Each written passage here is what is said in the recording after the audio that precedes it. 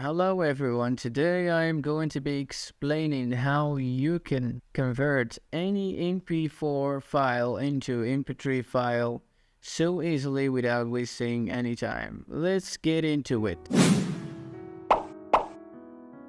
You're gonna get into VLC and you're gonna come here to media. After that, you're gonna come to this line here, convert and save. You're gonna click on it, then you're gonna click add right here, then you're gonna pick the MP4 file you want to convert and you're gonna click open. After that, after you click open, let's randomly pick a video from here, then you're gonna click on convert and save. Here you're gonna choose which file you want to convert into.